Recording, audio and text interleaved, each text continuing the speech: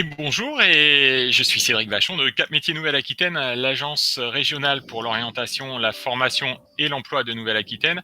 Bienvenue sur cette webconférence intitulée Se former mode d'emploi. Avant de commencer, sachez que vous pouvez, grâce au chat, nous faire part de toutes vos questions à nos invités et je m'en ferai le relais.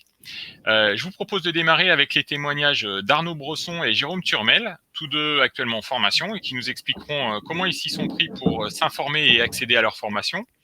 Ensuite, avec Isabelle Barsac, qui est directrice métier au sein de la direction régionale de Pôle emploi, nous vous présenterons un panorama des outils et des aides qui favorisent l'accès à la formation, sachant que la formation est un vrai levier d'accès à l'emploi. Et enfin, avec Laurie Flon, du service gestion de l'offre de formation au sein de Cap Métiers, nous découvrirons le moteur de recherche C'est ma formation, qui référence l'ensemble de l'offre de formation de Nouvelle-Aquitaine. On démarre tout de suite avec vous, Arnaud. Oui, Bonjour. bonjour.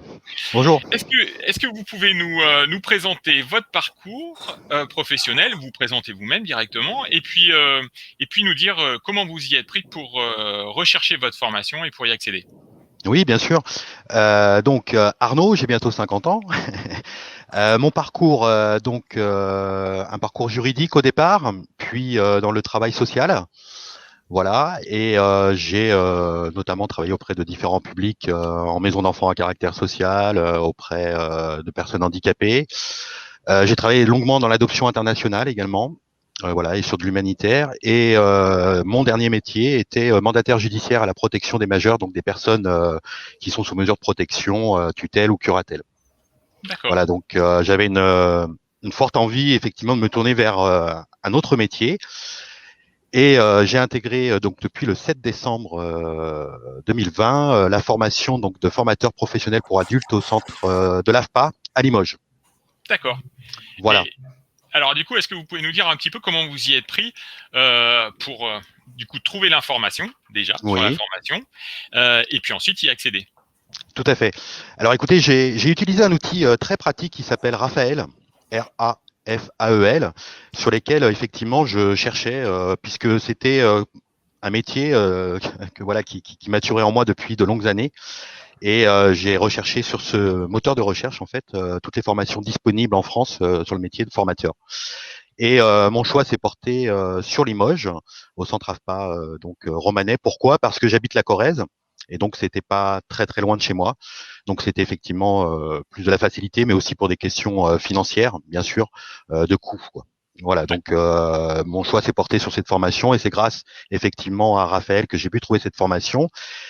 Et lors de mon dernier métier, en fait, j'ai fait une rupture conventionnelle, donc j'étais inscrit au chômage et j'ai pu, avec ma conseillère Pôle Emploi, formaliser ce projet et candidater auprès de l'AFPA pour pouvoir rentrer en formation. D'accord. Et du coup, sur le volet formation de Oui. cette formation, financement de cette formation, comment ça s'est fait en fait? C'est Alors, directement votre conseillère Pôle emploi qui a oui, géré tout ça? oui, tout à fait. Oui, oui. Au niveau de Pôle Emploi, en fait, on m'a positionné sur cette formation qui était financée donc à 100% par le Conseil régional, quoi. D'accord. Voilà. Ok. Et donc c'est 1%, à 100%, hein, donc financement. Voilà, donc c'était effectivement une bonne opportunité qu'il fallait pas que je loupe. Bien sûr, au-delà de ça, il y a eu quand même un entretien quand même hein, avant de pouvoir rentrer en formation de positionnement notamment. Effectivement, avec des tests psychotechniques qui se sont avoués finalement positifs et qui m'ont permis de rentrer en formation le 7 décembre 2020. Quoi. Super, Arnaud. Et du coup, qu'est-ce que vous envisagez de faire après cette formation? Eh bien, écoutez, ça sera de toute façon pour travailler dans le domaine de l'action sociale, hein, plus particulièrement auprès des mandataires judiciaires, hein, les futurs travailleurs sociaux, éducateurs spécialisés notamment, moniteurs, éducateurs, et certainement de la formation auprès des parents adoptifs, puisqu'effectivement j'ai travaillé un certain temps dans l'adoption internationale et il me semble pertinent et intéressant effectivement d'accompagner les parents vers l'adoption et de pouvoir les former à cette nouvelle parentalité, voilà, D'accord. adoptive. Et du coup, vous avez déjà des pistes, on va dire? Oui, oui, tout à fait. J'ai pu, grâce dans le cadre de mes stages hein, professionnels, de mes périodes en entreprise, commencer à avoir des contacts et développer mon réseau. Notamment, je n'écarte finalement pas grand-chose, hein, parce qu'en tant que formateur, j'ai envie de dire qu'on peut évoluer sur des tas de compétences transverses et sur beaucoup de métiers. J'ai notamment des contacts avec la Croix-Rouge, notamment avec les GEPSA, je ne sais pas si vous connaissez, ce sont des organismes de formation en milieu sensible, notamment en milieu carcéral. D'accord. Ouais, Voilà. je connais. Et Ok. j'ai des contacts avec notamment un organisme de formation basé sur Bordeaux, pour lequel j'avais travaillé de façon occasionnelle en tant que formateur sur le métier de mandataire judiciaire. D'accord. Bon, donc du coup, une perspective de retour à l'emploi sereine, on va dire. Oui, tout à fait. J'ai envie de dire que voilà, les choses commencent effectivement à prendre leur place. Et je dois dire que cette formation m'a permis aussi d'évoluer et de me donner une bonne caisse à outils, quoi. Bon, Voilà. super. Merci beaucoup pour votre témoignage, Arnaud. Je vous en Euh, prie. on passe à Jérôme. Jérôme, bonjour. Oui, bonjour, Jérôme Turmel, 45 ans, donc actuellement en formation à l'AFPA Babylone en tant que chargé d'affaires en bâtiment. D'accord. Mon cursus d'avant, donc j'étais électricien, après dans une boîte, une société sur Limoges. J'ai évolué au sein de cette société, je suis devenu responsable d'équipe, commercial aussi un petit peu en même temps. Puis 10 ans à passer au sein de cette société et j'ai voulu voir autre chose et évoluer un petit peu plus. Donc, on a fait une rupture conventionnelle avec mon ancien patron et après, j'ai décidé de faire la formation de chargé d'affaires. D'accord. Voilà. Ok. Et du coup, vous êtes repassé vous aussi par la case Pôle Emploi entre Tout les à deux. fait, tout à fait, Euh, exactement. Dans les deux cas, et je reviens un petit peu à vous aussi, Arnaud. Dans les deux cas, vous n'avez pas essayé de voir avec votre employeur précédent les modalités d'une reconversion ou évolution Non, il n'y avait pas de possibilité pour moi de reconversion dans la dans société. l'entreprise. Voilà, D'accord. tout à fait. Et vous, Arnaud? Oui, c'était pareil, hein, effectivement, il n'y avait pas de possibilité de reconversion. Et puis, comme c'était un projet très maturé, disons que c'était d'un commun accord avec mon employeur de cette rupture conventionnelle pour aller vers autre chose, quoi. Mais D'accord. peut-être que je reviendrai vers eux demain en tant que formateur. Oui, après, ouais, pour proposer vos services. Ouais. Bien Tout vu. à fait. Du coup, Jérôme, alors, vous concrètement, comment vous y êtes pris pour rechercher de l'info sur la J'étais, formation? j'étais sur Internet, tout simplement. Ça m'a automatiquement remis sur les liens de l'AFPA, donc qui faisait cette formation à Limoges. Donc j'ai rencontré après ma conseillère, Madame Sandrine Catherine, pour l'emploi à Limoges. Je lui ai fait part de mon souhait. Cette formation n'était pas prise en charge par la région, en fait. D'accord. Donc, on a fait une lettre dérogatoire pour le financement, pour que mon financement soit pris en compte par Pôle emploi, ce qui est accepté avec une lettre de motivation de ma part. Et je les en remercie encore d'ailleurs, sinon je ne serais pas là. Et du coup, vous avez mobilisé aussi, vous me disiez Le au moment de la CPF, préparation, tout à fait. ouais, votre compte personnel de formation, c'est ça? Exactement, tout à fait. D'accord. Bon, c'est quoi la suite alors après? Vous envisagez la suite comment vous? Eh bien, j'ai déjà commencé à envoyer des CV, voilà, D'accord. Pour pour la une suite. activité salariée. Tout à fait, exactement. D'accord. Mais sur un poste de chargé d'affaires pour le coup. Sur un poste de chargé d'affaires. Là aussi, la période d'application en entreprise vous a aidé à poser des jalons déjà dans des entreprises ou Oui, un petit peu. Après, j'avais déjà des connaissances un petit peu dans le bâtiment, si vous voulez. Ouais. Donc ça aide un petit peu, s'ouvre un petit peu les portes, on va dire. Ouais, d'accord. On Vous essaie, aviez on déjà essaie des de pistes. piocher, exactement, tout à fait. Ok. On essaie de piocher à gauche et à droite, là où on peut, et avec les connaissances qu'on a. Voilà. D'accord. Donc là, pour le coup, on a deux témoignages de demandeurs d'emploi satisfaits, comme il se doit de leurs échanges avec leurs conseillers Pôle Emploi. Du coup, ça me fait la transition vers vous, Isabelle. Bonjour. Bonjour. Donc, Isabelle Barsac, directrice métier au sein de la direction régionale de Pôle Emploi. Est-ce que, avec vous, vous pouvez nous brosser un petit panorama, on va dire, des outils et des aides disponibles qui favorisent l'accès à la formation? Bien sûr. Alors, plutôt que de formation, je vais aussi élargir un petit peu sur la notion d'évolution professionnelle, parce que bien sûr, si on se forme, c'est pour pouvoir évoluer professionnellement, que ce soit accéder à un nouvel emploi ou évoluer aussi dans son emploi. Donc, d'abord, se former, c'est pas forcément pour se Bien sûr, ça existe, et on a même à Pôle emploi des demandeurs d'emploi, par exemple, qui repassent par la case école et qui ont un parcours, qui deviennent infirmiers, par exemple. Donc c'est une longue formation, c'est 3 ans de formation. On a des reconversions qui sont plus courtes. Aujourd'hui, on peut apprendre un métier en 6 mois, en 12 mois, et même avoir un diplôme de premier niveau, comme par exemple un CAP. Mais ça peut être aussi une formation pour évoluer dans son emploi.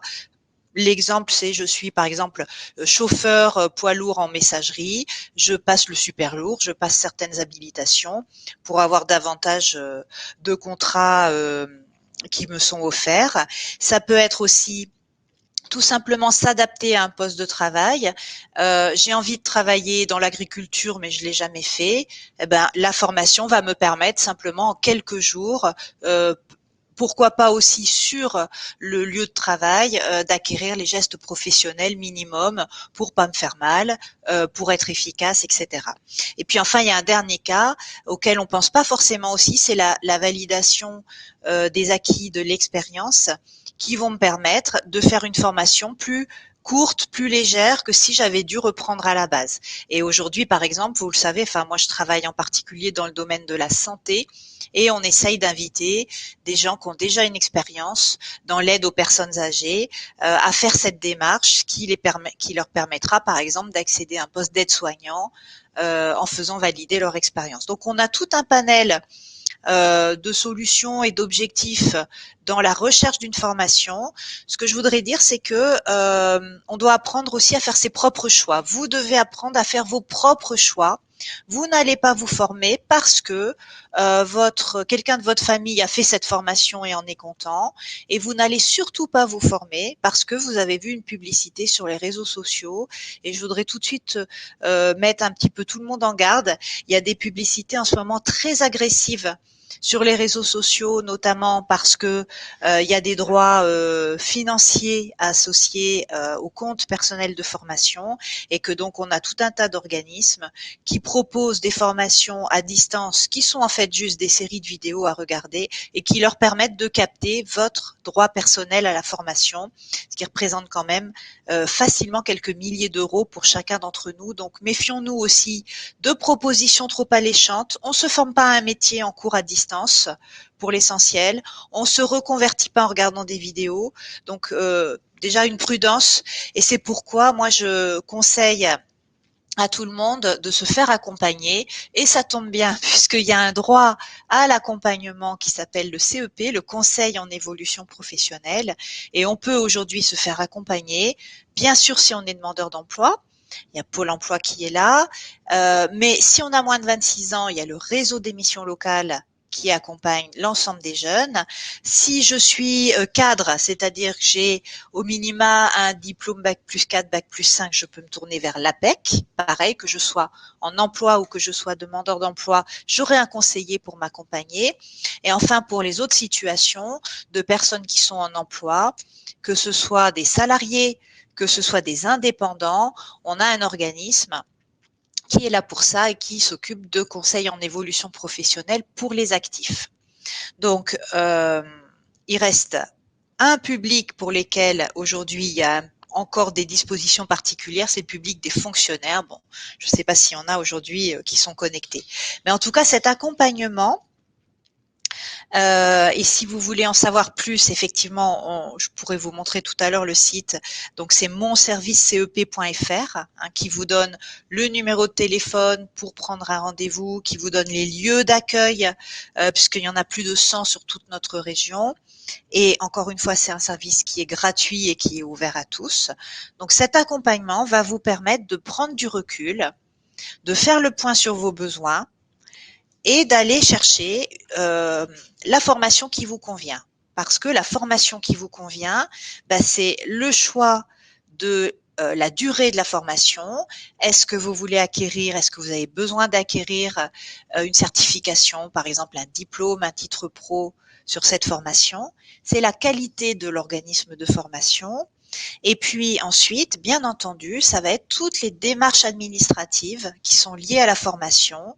Il faut penser au coût de la formation, cette formation a-t-elle un coût et qui peut m'aider à prendre en charge ce coût? Il faut penser à votre situation personnelle pendant la formation. Si je m'engage sur 6 mois de formation, comment je vais vivre, comment je vais manger, comment je vais me déplacer pendant ces 6 mois. Donc, il y a la rémunération pendant la formation, il y a les aides éventuelles.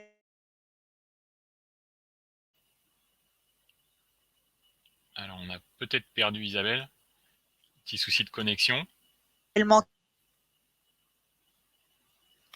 On l'a perdue. Elle va vite nous revenir sur le panorama des aides. On a vu les différentes situations. Je voulais juste peut-être une petite précision avant qu'Isabelle ne revienne. Oui, Isabelle, on vous a perdu en cours de route. Et on revient avec vous sur les aides. Je voulais juste faire une aparté pour dire que tout ce que vous avez évoqué sur le conseil en évolution professionnelle, on a notamment pour les actifs occupés, on a eu une conférence sur cette thématique-là avec l'opérateur territorial Nouvelle-Aquitaine de ce conseil en évolution professionnelle pour les actifs, qui nous a présenté toutes les démarches et comment on pouvait s'y prendre. Oui, je vous repasse la main pour les aides. Merci.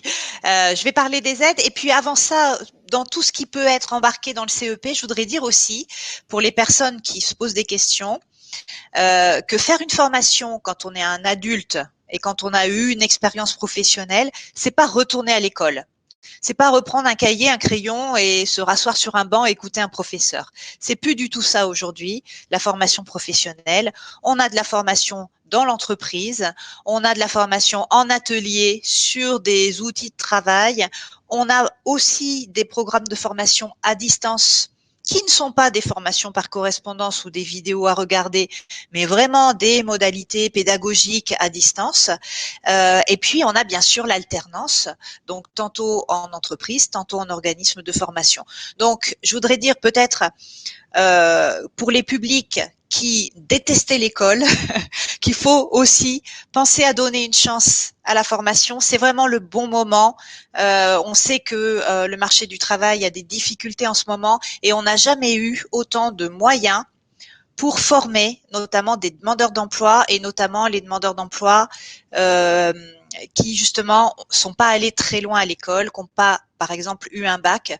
Aujourd'hui, on a des moyens et des aides financières à Pôle emploi assez considérables pour que ces personnes puissent meilleure chance d'accéder à un emploi, parce qu'il faut dire aussi aujourd'hui, si vous regardez les taux de chômage, les taux de chômage, ils sont inversement proportionnels à son niveau de formation. Donc, il y a un lien qui est évident entre les diplômes et le niveau des diplômes que j'ai pu acquérir et le taux de chômage. Alors, j'en viens maintenant aux aides, effectivement, ou en tout cas aux services qui existent à Pôle emploi.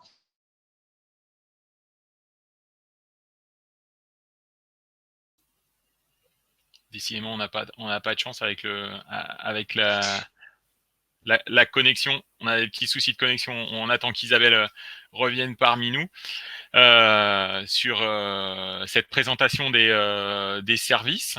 Voilà. Encore désolé, hein. Encore désolé. Aucun souci. On vous laisse la main pour la présentation des services.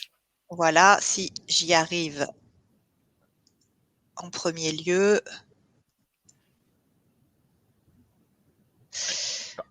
Parfait. Voilà, donc bon, juste des services accessibles à tout le monde en ligne, hein, donc ça peut aussi ne pas convenir à tout le monde, sont les services de l'Emploi Store de Pôle emploi, donc emploi-store.fr, et vous avez donc toute une série de services en ligne qui relèvent à la fois du choix d'un métier et du choix d'une formation. On a notamment des services qui permettent de se poser les bonnes questions sur mes compétences, quelles sont celles dont je dispose et celles qui peuvent me manquer par rapport au marché du travail. Et puis, on a des moteurs de recherche, de formation, d'entreprises qui accueillent régulièrement en alternance. Donc, c'est vraiment une mine de sources d'informations, de réflexion ouvert à tout le monde sur ce site Emploi Store. Ensuite, je vais désactiver, voilà. Je vais parler un petit peu plus des services qui sont pour le coup réservés aux demandeurs d'emploi inscrits. Donc, un demandeur d'emploi inscrit a accès à un conseil en évolution professionnelle avec son conseiller, mais il a accès aussi à d'autres aides complémentaires. Alors, il y a des aides assez intéressantes. Il y a notamment tout ce qui va relever de l'immersion, la possibilité que vous alliez passer quelques jours, voire quelques semaines en entreprise pour vous tester sur un métier, observer une équipe de travail et vous rendre compte si ça vous convient ou pas. Donc ça, c'est un service qu'on propose à Pôle emploi. On a également des ateliers, donc ça va être des sessions de travail d'une demi-journée maximum qu'on fait aujourd'hui à distance parce que c'est mieux de pas se déplacer, de pas prendre de risques. Pareil, pour se poser les bonnes questions sur la formation qu'il nous faut, préparer son projet. On a également des équipes dans les agences de psychologues du travail. Donc, faut pas hésiter à demander un entretien. Ça permet de travailler sur le projet. Ça permet de travailler sur des difficultés personnelles. J'ai vraiment envie de me former, mais je sais pas quoi faire avec mes enfants. J'ai besoin quand même de travailler. Donc, est-ce que je peux me former et en attendant garder un emploi alimentaire? Voilà, tout ça, ça permet d'avoir une écoute et de prendre le temps pour se donner les meilleures chances pour son projet. Et puis, bien entendu, on a les aides financières. Alors, on y pense beaucoup quand on est demandeur d'emploi et qu'on veut un dispositif pour essayer de donner le maximum et de laisser le minimum d'investissement aux demandeurs d'emploi. Donc, on va regarder si on peut mobiliser le CPF. On a d'autres aides mobilisables à Pôle emploi, des aides individuelles. Et puis, bien sûr, on va s'occuper de toute la rémunération du demandeur d'emploi pendant sa formation. Donc, s'il est indemnisé par le régime d'assurance chômage, ça va continuer bien sûr pendant la formation. S'il ne l'est pas, on va chercher des solutions. Et là encore, on a des dispositifs qui fonctionnent un peu comme des bourses, si vous voulez, des bourses mensuelles pour quand même sécuriser la rémunération ou en tout cas le revenu du demandeur d'emploi pendant sa formation. Donc tout ça, le conseiller est un expert de ces dispositifs. Et en conclusion, je vais inviter quand même chacun à prendre son temps de ne pas se tromper parce que il y a quand même un certain nombre d'entrées en formation qui donnent lieu à des abandons parce que les gens se rendent compte que financièrement ils tiennent pas, au niveau des déplacements ils tiennent pas. Ils ont une proposition d'emploi, ils abandonnent la formation. Donc autant se donner les meilleures chances et je dirais se faire accompagner pour réussir son projet et puis bien sûr son insertion à l'issue de la formation. Vous évoquiez justement la corrélation qu'il y avait entre un suivi de formation et un retour à l'emploi facilité. Vous avez du coup des chiffres probants là-dessus? Sur les dispositifs Pôle emploi, on est sur une moyenne de 60%. Sachant que nous, on prend en compte que les retours à l'emploi durables. Donc les retours à l'emploi sont en fait plus importants. Alors ils varient. Il y a des dispositifs sur lesquels on est sur 80 à 90%. C'est tous les dispositifs qui sont liés à des adaptations à des postes de travail. Alors pour dire en termes techniques, les préparations opérationnelles à l'emploi, par exemple, où là on sait au moment des besoins identifiés par un secteur d'activité, par exemple. Exactement, ou même une entreprise. Et donc là, on sait qu'on se forme pour un emploi derrière. Donc ça, c'est des taux extrêmement importants de retour à l'emploi. Et on a des dispositifs qui donnent moins lieu à des retours à l'emploi. Mais il faut savoir aussi, j'ai oublié d'en parler, on finance des formations à la création d'entreprise, par exemple, des formations d'installation. On finance des formations très courtes qui sont juste des mises à jour de certaines habilitations pour des métiers techniques qui ont besoin d'une habilitation. Donc là, on n'est pas tout de suite sur du retour à l'emploi, mais on est sur on accroît les chances de retrouver un emploi, on va dire, même s'il n'y a pas tout de suite l'emploi au bout, il y aura une période de recherche d'emploi, ce qui est normal. D'accord. Un grand merci à vous, Isabelle, pour ce panorama bien complet. Je vous propose qu'on continue, sauf si vous avez des questions, je vous le rappelle, n'hésitez pas à les poser via le chat qui est sur la colonne sur le côté. En attendant, je vous propose avec toi, Laurie, je te tutoie, je suis désolé, hein, mais bon, on est dans la même boutique quand même. Hein. Est-ce que tu peux nous présenter à la fois la mission de collecte et de référencement de l'offre de formation Nouvelle-Aquitaine, mais surtout ce qui est le plus utile pour les publics. Alors, Arnaud parlait tout à l'heure de Raphaël, qui est la version, on va dire, pour des publics avertis, mais pour des publics pour du grand public qui veut voir quelle est l'offre de formation en proximité de chez lui, qu'est-ce qu'il peut utiliser? Alors, oui, Raphaël, c'est la version qu'on appelle plutôt moteur de recherche pro pour les professionnels, les prescripteurs. Donc, on verra tout à l'heure. Mais les conseillers en évolution, voilà, qu'on tout ce évoquait qui tout à l'heure. est professionnel de l'insertion et de l'emploi. Maintenant, on a le volet grand public et c'est ma formation. Donc un moteur de recherche un petit peu plus simplifié, on va dire, et qui a une présentation plus agréable pour le grand public. Alors pour ce qui est de la mission de collecte, effectivement, l'idée donc c'est qu'on recense l'intégralité de l'offre de formation de Nouvelle-Aquitaine, en tout cas qui est référencée par les organismes directement ou qui est l'offre de formation qui est financée en amont. Donc, on en a parlé aussi tout à l'heure. Et là, les deux témoignages qu'on a eus, justement, c'est ces deux versions un petit peu différentes. Donc, il y a l'offre de formation qui est financée en amont, ce qu'a pu expérimenter Arnaud, si j'ai bien compris.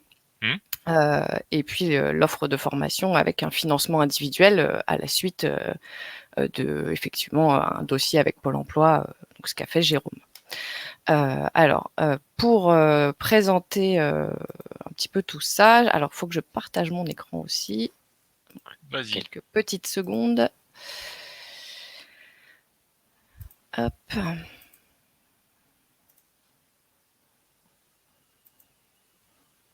Donc là, on est bon? On est bon. Alors, ça, on verra tout à l'heure pour ce dispositif particulier.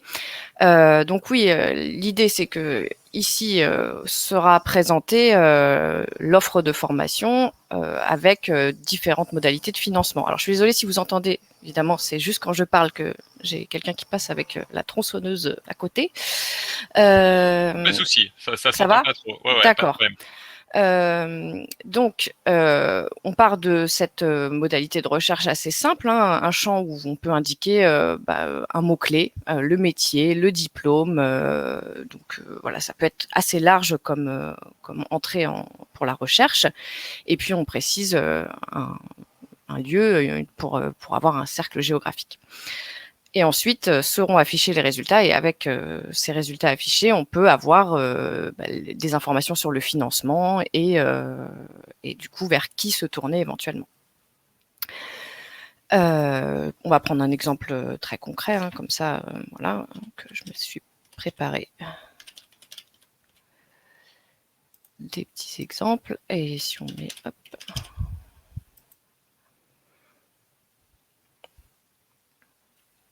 Donc là, pour bien comprendre, on tape oui. comptabilité Oui. si on cherche une et formation. Et puis, comme je suis un peu dyslexique, forcément. Et Limoges, voilà. Mais ça me va et bien, pas Limoges.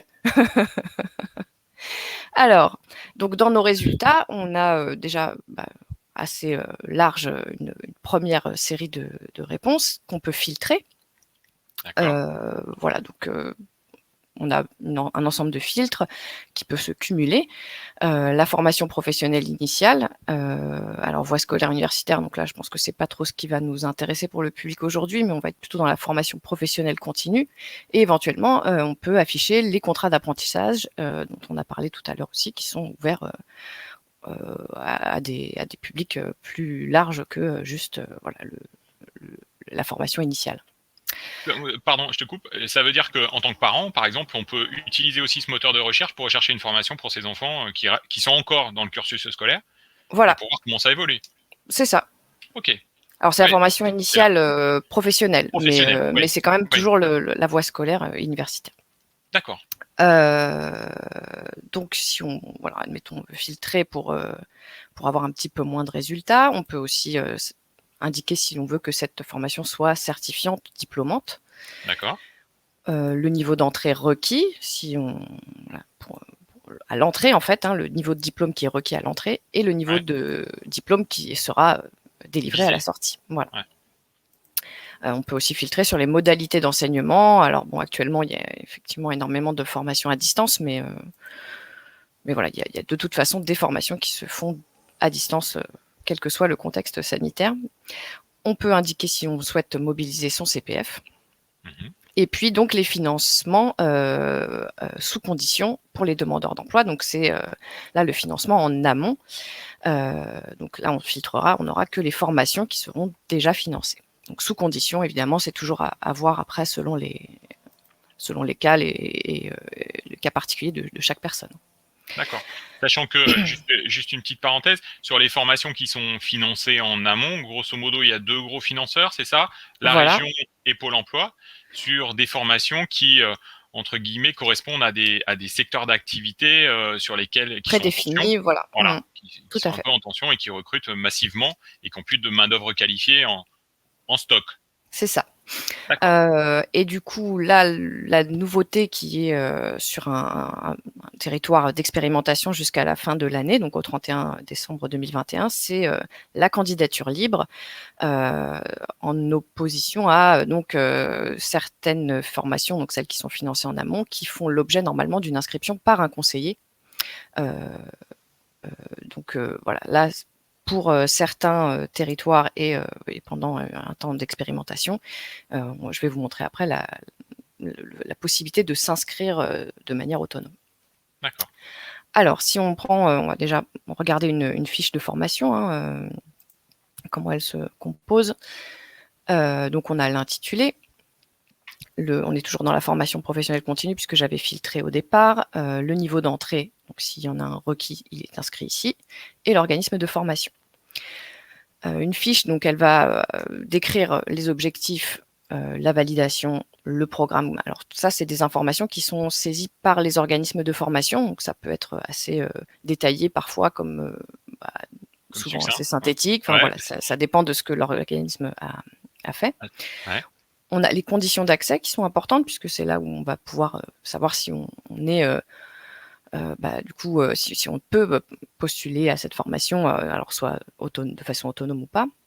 Donc les conditions d'accès réglementaires, les conditions d'accès pédagogique, si jamais voilà, il y a des choses aussi des prérequis, et les critères d'admission.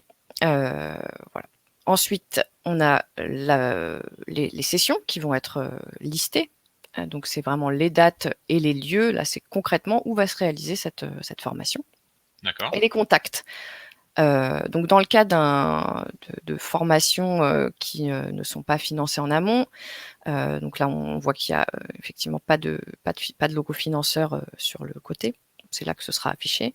Donc on a plutôt des informations là pour les demandeurs d'emploi, donc voilà, à consulter. Voilà, tous ces blocs ici sont des liens pour avoir un peu plus d'informations. Et sinon, le contact à privilégier, c'est vraiment le contact de l'organisme de formation qui est inscrit au niveau des sessions. Voilà, en savoir plus sur la formation, les prochaines dates, si éventuellement celles-ci ne conviennent pas. Enfin, voilà. Si je reviens sur mes recherches, et que là, je souhaite voir des formations qui sont financées en amont. Donc là, j'ai filtré et je vois qu'effectivement, j'ai en savoir plus sur le financement, j'ai le logo du financeur et je peux du coup avoir l'information sur le type de dispositif, le financement dans lequel est intégrée cette formation. Là, en l'occurrence, c'est le programme régional de formation. De formation. Et donc pour celle-ci, on voit que les critères d'admission, inscription obligatoire par un conseiller en insertion professionnelle. Alors, sauf si, donc là, c'est pas le cas, mais si jamais on est sur une formation où la candidature libre est possible, du coup, on ne tiendra pas compte de cette info, mais voilà, pour celle-ci, c'est le cas. Donc, il faudra se tourner vers un conseiller pour pour être inscrit à cette formation. D'accord. Il a toujours le même principe, on a le descriptif, objectif, programme Ok. et les conditions d'accès. Là, grosso modo, on est dans le cas de figure d'Arnaud, qui avait sa formation qui était prise en charge dans le cadre du programme régional de formation et qui donc a été rencontrer sa conseillère à Pôle emploi pour pouvoir valider son inscription et construire le projet. Ok. Voilà. Alors, je ne sais pas si j'ai des formations en candidature libre. Non, pas sur celui-ci. Alors, je vais présenter un autre moyen aussi de faire une recherche. Pourquoi pas? Là, on avait un mot-clé. On pouvait effectivement mettre un diplôme. Si on est un petit peu plus... on n'est pas trop fixé, on a la recherche par domaine. Donc là, ça permet de filtrer en entonnoir un peu, de rentrer par quelque chose de très large et de filtrer ensuite sur des sous-domaines. Si par exemple on est intéressé par les bâtiments travaux publics, on peut ensuite filtrer sur des sous-domaines et ensuite refiltrer à nouveau sur ce qu'on a vu tout à l'heure, donc les filtres de diplôme, niveau d'entrée, tout ça. Donc voilà, si on choisit BTP conception organisation, alors je vais tester pour candidature libre si j'en ai. Alors peut-être on va du coup enlever les filtres, parce que comme on a vu, hein, c'est encore sur des territoires assez restreints, donc on n'a pas une exhaustivité. Donc la candidature libre, là on va du coup avoir des petites choses à faire en plus. Donc si une formation nous intéresse, on a ce logo, hein, candidature libre. On sait qu'il y a au moins une session de formation qui va être ouverte à l'inscription et sur laquelle on pourra s'inscrire de manière autonome. Donc, comme je vous disais, l'inscription obligatoire par un conseiller, là, n'est plus nécessaire. On est bien d'accord que c'est une expérimentation pour l'instant, oui. Qui concerne uniquement 3 bassins d'emploi. C'est ça. Angoulême, Blaye et Brive-la-Gaillarde. D'accord. Donc, c'est vraiment le lieu de réalisation de la formation. Hein. C'est pas le lieu où habite le candidat ou la candidate. C'est du coup l'ensemble des personnes peut y accéder à ces formations. C'est juste que les lieux de formation sont sur ces territoires-là. D'accord. Donc, si on souhaite candidater, du coup, il va falloir créer un compte. Donc, voilà, il y aura une petite étape à faire. Moi, j'ai normalement des comptes, si je suis bien, oui. Hop. J'ai des comptes de test, histoire de vous montrer un petit peu comment ça marche. Donc, création d'un compte, hein, c'est des choses assez simples. Hein. Il faut remplir une adresse mail, un mot de passe et quelques informations voilà, de connexion. Mais ensuite, on va pouvoir compléter des informations de candidat vraiment. Donc, c'est son adresse, son statut par rapport à l'emploi, son niveau de qualification. Voilà, il y aura des informations de ce type à remplir. Et puis, pour chaque inscription, un peu d'informations sur son parcours, les raisons du choix de la formation, les suites de parcours envisagées, des observations. Voilà, donc, l'idée là, l'idée c'est de vraiment pour chaque candidature qu'on fera donc sur des sessions, l'idée c'est d'indiquer les raisons de son choix pour que l'organisme de formation, lorsqu'il recevra la candidature, puisse indiquer oui ou non si l'inscription est possible. Donc là, il faudra quand on fait de façon autonome, se concentrer sur aussi les critères. Donc là, si on reprend une fiche, voilà, c'est bien les conditions d'accès. Avant de s'inscrire, vérifier si on remplit ces conditions, puisque derrière se jouera si c'est validé ou pas par l'organisme. Donc, voilà. Donc on peut à tout moment se dire finalement, je me sens pas de faire cette inscription de façon entièrement autonome. Je peux choisir d'être accompagné par un professionnel pour finaliser ce projet. Alors du coup, à partir de là, plusieurs possibilités. Soit on est inscrit demandeur d'emploi et du coup, on l'indique. Donc oui, et je suis suivi par Pôle emploi. Dans ce cas-là, on invitera la personne à se connecter sur son espace et à prendre contact avec son conseiller pour reprendre le relais sur cette inscription. Sachant que chaque candidature qui est faite peut être est récapitulée dans un document PDF et peut être téléchargée. Du coup, si vous faites cette option, vous pouvez télécharger votre candidature et la transmettre à votre conseiller. À votre conseiller, ok. Voilà. Pour tous les autres dispositifs qui sont là, mission locale, Cap emploi et les plis, lorsque l'on choisit cette modalité, un mail est envoyé à la structure la plus proche de votre domicile, donc la mission locale la plus proche de votre domicile, le Cap emploi le plus proche, et ainsi de suite, qui reprendra contact avec vous pour finaliser le projet d'inscription. D'accord. Si on n'est pas suivi par une structure voilà, actuellement, voilà, si on valide, on aura le lien vers C'est Mon Info, donc le service de Cap Métier, pour être accompagné, en tout cas à minima, déjà sur le projet, et éventuellement vous serez redirigé vers la structure qui pourra vous accompagner. D'accord. Donc on va dire que le fonctionnement classique, c'est celui que nous a présenté tout à l'heure Isabelle, avec la possibilité, comme l'a plutôt fait Arnaud, de préidentifier sa formation en amont en utilisant le moteur de recherche. C'est ma formation. C'est ça. Donc ça, c'est la première option. La petite expérimentation en cours qui est aussi liée à tout à l'heure, Isabelle évoquait l'investissement massif qui est fait sur la formation actuellement, que ce soit par les services de la région ou par les services de l'État. Et donc, du coup, c'est un moyen d'optimiser aussi ces entrées en formation que de simplifier l'accès direct pour les personnes qui sont autonomes, c'est ça ? C'est ça.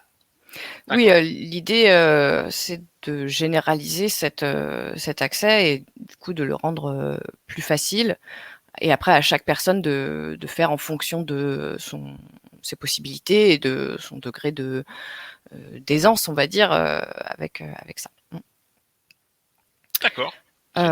Du coup, voilà, on avait depuis le moteur aussi l'accès direct à C'est Mon Info, hein, si jamais il y a toujours des questions, des doutes sur la recherche et son projet, en fait. Donc, voilà, toujours accessible la ligne d'information vers C'est Mon Info. Donc, du coup, c'est celle que je voulais promouvoir en fin de webinaire. Donc, ce webinaire va toucher à sa fin. Si vous avez des questions, n'hésitez pas à les poser tout de suite. Du coup, Isabelle, on a évoqué tout le panel des mobilisations qui est mobilisable en termes d'aide, on va dire en amont, c'est-à-dire en termes de recherche d'infos. Vous nous avez évoqué l'Emploi Store, vous nous avez évoqué toute l'aide présentielle des conseillers. Quand, contrairement à Arnaud ou Jérôme, on n'a pas forcément l'option suite clairement identifiée dans sa tête, est-ce que là aussi on revient vers vous ? À la sortie de la formation ? Ouais. Oui, oui, bien sûr. À la sortie de la formation, si la personne est toujours demandeur d'emploi, elle est réinscrite et on prend acte de sa disponibilité. Alors, ce qui est très important, c'est que la personne, elle pense à actualiser son profil, parce que nous, de notre côté, on constate que des fois le métier est pas toujours changé, le diplôme est pas toujours apparent, donc il y a un certain nombre d'opérations à faire pour mettre en valeur ces nouvelles compétences. Et puis, le plus rapidement possible. D'ailleurs, nous, on travaille avec la région et les organismes de formation pour que ce travail commence bien avant la fin de formation, d'ailleurs. Hein. On se préoccupe de l'emploi bien avant de sortir de formation. Mais sinon, oui, on actualise son profil et puis on se fait accompagner si on a besoin dans ces candidatures pour très vite accéder à un emploi. Écoutez, merci beaucoup pour et vos témoignages, Jérôme et Arnaud, et votre présentation et vos présentations, Isabelle et Laurie. J'espère que cette webconférence vous aura été utile. Si vous voulez plus d'infos sur les métiers ou les formations, n'hésitez pas. Rendez-vous sur capmétier.fr, rendez-vous sur C'est Ma Formation, rendez-vous sur le site de Pôle Emploi et l'Emploi Store. Et puis, n'hésitez pas à contacter également notre ligne C'est Mon Info au 0800 940 166. L'appel est gratuit. Donc, ne vous en privez pas. Un grand merci à chacun d'entre vous pour votre disponibilité ce matin. Et puis, très bonne journée. Bonne continuation. Merci. Bonne journée à vous.